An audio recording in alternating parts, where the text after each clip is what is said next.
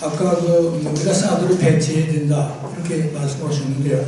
나는 뭐 사드에 대한 전문가가 아닙니다. 근데 이 종편방송에 나와서 얘기하는 세종명소의 수업용어는 나와서 뭐라고 하는 거니 사드를 배치해서는 안 된다 이렇게 얘기하더라고요. 그 이유는 뭐냐면은 우리가 앞으로 통일을 하려면 중국의 지지를 받아야 되는데 중국이 우리나라에 대해 사드를 배치해서 말아달라고 하는데 배치를 하게 되면 통일할 때 중국의 지지를 못 받기 때문에 사드 배치하는 것이 안 된다 이렇게 얘기를 하더라고요. 여러분 우리는 지금 이 전문가가 되기 때문에 이게 맞는지 저게 맞는지 혼란스러워요. 이걸 어떻게 판단해야 되는지 하는 거고요. 또 하나는 이제 김성욱 기자님한테 질문하고 싶은 건 민화협이 지금 6.15나 14선언을 지지하는 조직이라고 그렇게 말씀하셨단 말이에요. 그런데 박근혜 대통령이 2002년도에 김정일을 만나고 가서 혹시 6.15 선언을 지지한다고는 얘기 안 했는지 이 부분에 대해서 의문을 갖고 있습니다. 이걸 보니까 사드를 배치해야 되겠다 이런 개인적인 생각을 갖고 있어요. 근데 전문가들이 나와서 지금 제가 혼란스러워요. 홍현익은 전문가가 아닙니다. 제가 이야기해드리고 홍현익은 국제정치학자지 안보학자가 아니거든요. 그래서 제가 그 사람 그냥 신문 기사 이렇게 스크랩해가지고 말하는 사람이고 자, 확실한 그 팩트를 말씀드리겠습니다. 사드에 대해서. 지금 이제 북한이 그 삼지연 쪽에다가 노동미사일 기지를 만들었습니다. 여기에서 우리를 이제 쏘면은 우리는 지금 아까 말씀드렸듯이 어떠한 방어 대책도 없습니다. 그래서 우리는 팩3 미사일을 패트리어트 3 지금 2 미사일이 있는데 그것을 1조 5천억을 들여서 패트리어트 3로 업그레이드를 해서 막아내겠다 라고 하는데 그게 다 공군기지에 있어요. 공군기지는 어디냐면 뭐 대구, 광주, 원주, 또 청주, 충주, 서산, 부산은 없습니다. 군산은 없어요. 부산 없어요. 군산은 이제 미국 거. 네. 미군 강릉이 아니에요. 강릉에 네. 떨어지는 공군기지라서 팩3가 없어요. 그래서 그 외에는 막아낼 수가 없습니다. 근데 우리 군이 제가 오늘 그 세계일보 칼럼에도 제가 적었었는데 우리 군이 정부가 국민에게 거짓말하고 있습니다. 팩3가 있으면 다 막아줄 수 있는 것처럼 하는데 팩3 사정거리 20km밖에 안 돼요. 이를테면 대구에 팩3가 있으면 대구 K2 기지에서 20km, 전방 20km밖에 못 막아줘요. 우리 우면산에 팩3 있어요. 우면산. 몇 년 전 우면산 산사태 났을 때 우면산 정상에 있는 공군기지 때문에 산사태 났다 라고 그래서 공군기지 철수해라 그러는데 그거 완전히 북한을 도와주는 이야기예요. 우면산 공군기지 철수하면 서울이 방공망 하나도 없어져요. 그래서 우면산에 예를 들어서 우면산에 서초구 있지 않습니까? 거기에서 전방으로 60도만 방어가 됩니다. 전방 60도. 따라서 강서구, 저기 강동구 여기는 방어가 안 돼요.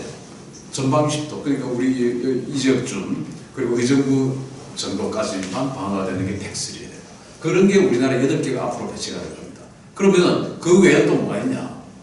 우리 정부에서 LSM이라는 걸 만들겠다고 하는데 이거 다 거짓말입니다. 그거는 오늘 신인균 검색하셔가지고 세계일보 칼럼에다가 제가 왜 LSM이 거짓말이냐를 제가 적어놨기 때문에 한번 읽어보시고요. 자, 그럼 사드 이야기하겠습니다.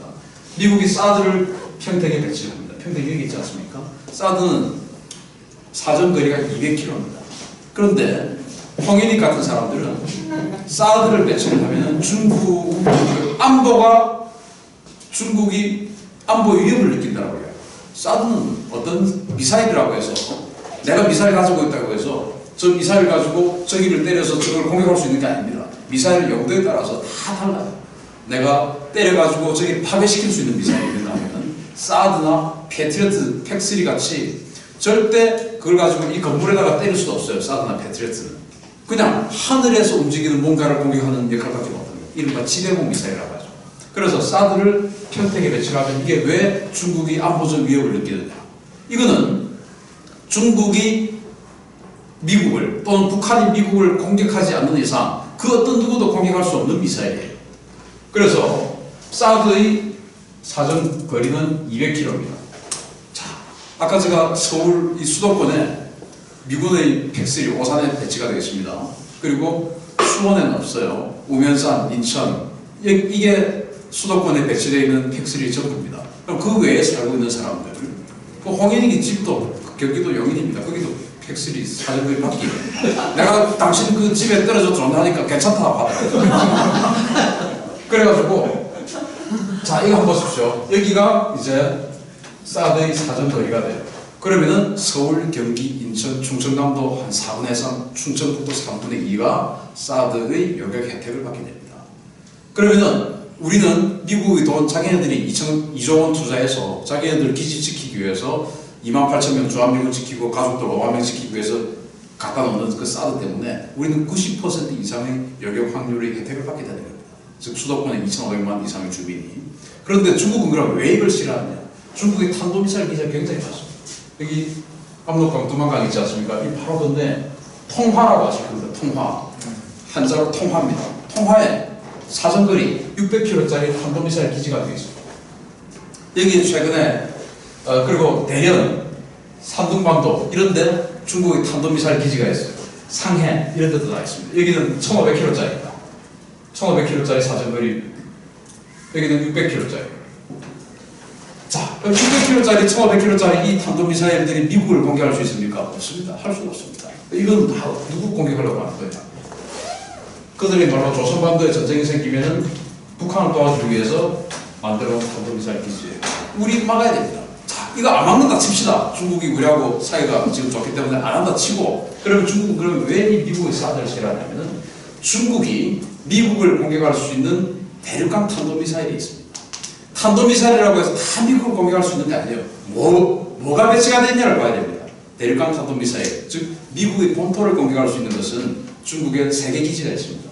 그게 그 황하가 어디 있죠? 좀 되겠죠. 뭐 황하가 이렇게 있고 양스강이 이렇게 있겠죠. 황하 상류 지역에 옛날에 그 당나라 수도 장안, 지금 서안이라고 하죠.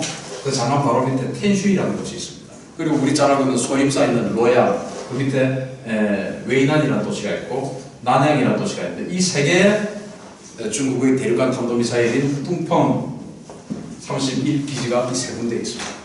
요뿐입니다. 이 세 군데에 있는 뚱펑 31 가지고 미국을 공격할 수 있는 핵 ICBM을 장착을 해놓은 것입니다. 그런데 그럼 왜 중국은 이걸 싫어하느냐?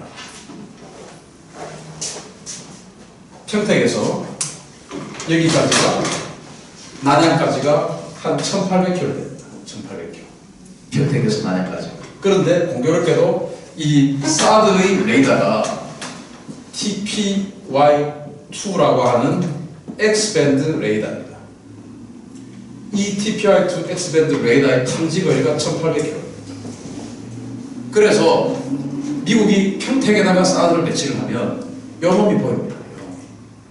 그래서 우리 나로 발사할 때 기억하실 겁니다. 나로 발사를 하면 처음에 우리 KBS 뭐 방송 뭐 이렇게 보면은 한참을 올라갑니다. 탄도미사일이라는 것은 발사를 할 때 원리가 이렇습니다. 중력이 있지 않습니까? 중력을 박차고 자기 머리에다가 뭔가 폭탄을 이고 중력이 없는 곳까지 올라갑니다. 그래서 입단 로켓은 입단 중력으로부터 최대한 벗어나는 역할을 하는 것입니다. 똑바로 올라가죠. 거의 똑바로 올라갑니다. 그리고 중력이 없는 곳쯤 올라가면은 1단 로켓을 떼내고 2단 로켓으로 궤도를 잡습니다. 그리고 2단 로켓도 떼내고 탄두를 가지고 그냥 탄도 비행을 해서 내려꽂혀버리는 원하는 데까지 갔습니다. 즉 우리 나로도 거기다가 위성 실었기 때문에 위성 발사체 했지만은 거기다가 폭탄 실으면 탄도미사일입니다. 그것처럼 탄도미사일은 아무리 사정거리가 10,000km, 20,000km 된 탄도미사일이라 하더라도 발사 지점에서부터 500km가 지나면 최대 고도의 정점을 찍습니다. 그렇게 빨리 중력을 박차야 되니까 1단 로켓은. 그런데 즉 1단 로켓은 우리 나로 얼마나 오랫동안 봤습니까? TV 중계할 때. 그래서 미국 입장에서 발사되는 시점을 보게 되면은 경보가 빠르겠죠. 아, 얘들이 이런 각도로 발사하니까 우리는 이쪽에서 막아내면 되겠다는 계산을 아주 쉽게 할 수 있습니다. 그런데 이게 고도를 딱 잡아버리면 여기서부터 올라가는 시간과 날아가는 시간이 거의 똑같습니다. 굉장히 힘들어지죠. 그래서 지금 미국의 사드 레이더는 현재는 일본 혼슈에 2개가 배치가 되어 있습니다. 여기서는 안 보입니다. 그래서 미국 입장에서는 이놈을 여기다 갖다 놓으면 얘들이 발사되는 초창기부터 바로 탐지가 되기 때문에 굉장히 중국의 뚱펑 31을 여객하는데 엄청난 전략적 이익을 가지게 되는 것입니다. 그러면은 우리는 미국이 이토록 원하는 것을 우리가 중재를 써서 해주고, 또 중국은 이게 그토록 싫으면 사드 레이더는 옛날에 우리 어르신들이 아시는 그런 뱅글뱅글 돌아가는 레이더가 아니에요. 요즘 레이더는 그냥 이런 판때기입니다. 이런 판때기. 좀 굉장히 큰 판때기죠. 이런 판때기 좀 뚝 세워놓는 겁니다.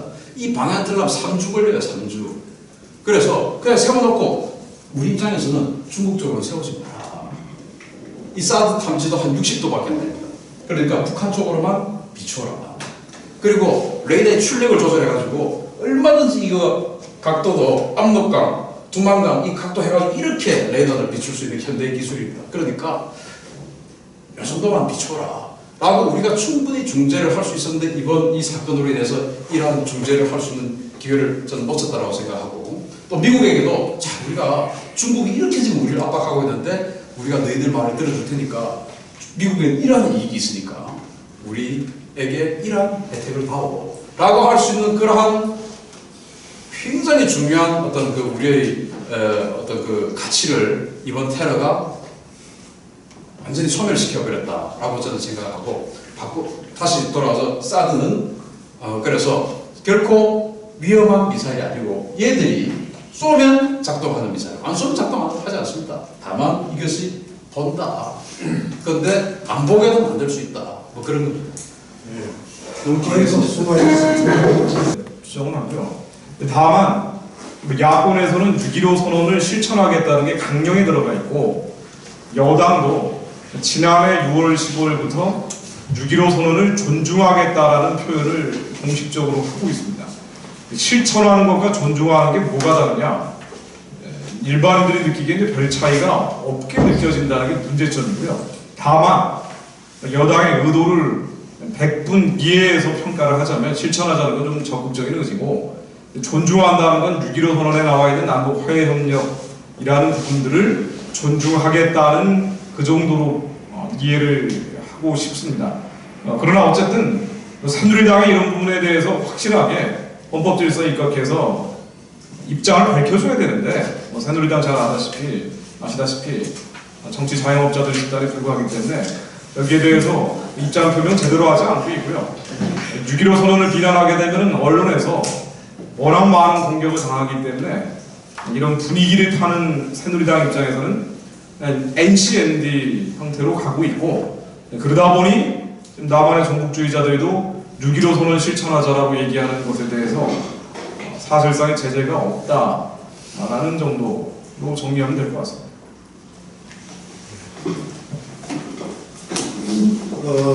원래 예정했던 것보다 한 15분 더 경과했습니다만, 뭐 추가적으로 질문이 없으면 여기서 오늘 토론을 마치도록 하겠습니다. 그 발표 그리고 토론에 수고해 주신 그 패널 분들께 우리 크게 박수 한번 보내주세요.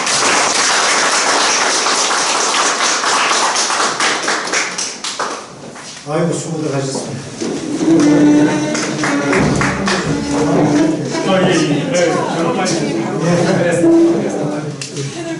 예. 자.